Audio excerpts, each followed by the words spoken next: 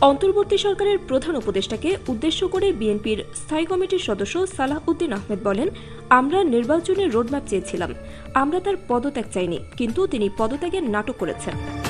আমরা ডিসেম্বরের মধ্যেই নির্বাচন চেয়েছি। নিরপেক্ষ সরকার, গণতন্ত্র ও নির্বাচনের দাবিতে সকলকে ঐক্যবদ্ধ হওয়ার আহ্বান জানাচ্ছি। আমাদের সবার লক্ষ্য হোক সবার আগে বাংলাদেশ। তারেক রহমানের নেতৃত্বে আগামীর বাংলাদেশ হবে নতুন বাংলাদেশ। বুধবার বিকেলে রাজধানীর নয়াপল্টনে বিএনপির কেন্দ্রীয় কার্যালয়ের সামনে মহাসমাবেশে তিনি এসব কথা বলেন।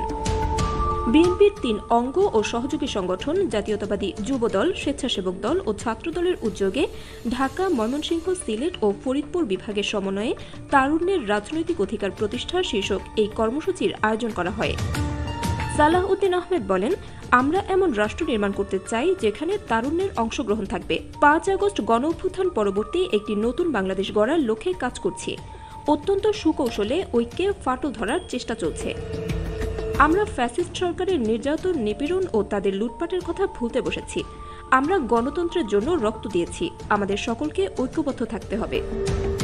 তিনি বলেন, ব্রিটিশ শাসন আমলে ইস্ট ইন্ডিয়া কোম্পানি ২০০ বছরে যা লুটপাট করেছে তার চেয়ে বেশি সম্পদ লুট করেছে আওয়ামী লীগ। তারা ৩০ লাখ কোটি টাকা পাচার করেছে, ৪ লাখ কোটি টাকা খেলাপি ঋণ।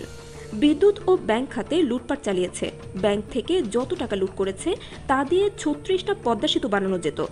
আমাদের একমাত্র শত্রু আওয়ামী লীগ ও শেখ হাসিনা। আওয়ামী লীগ কখনো গণতন্ত্রে বিশ্বাস করেনি, তারা গণতন্ত্র হত্যাকারী। সালাহ উদ্দিন আহমেদ আরও বলেন, তারেক রহমানের নেতৃত্বে যারা গণতন্ত্রের জন্য আন্দোলন সংগ্রাম করেছি তারা নাকি বিভিন্ন দেশের এজেন্ট হয়ে গেছি। আসলে যারা আমাদের অন্তরায় মনে করে তারা এসব বলে।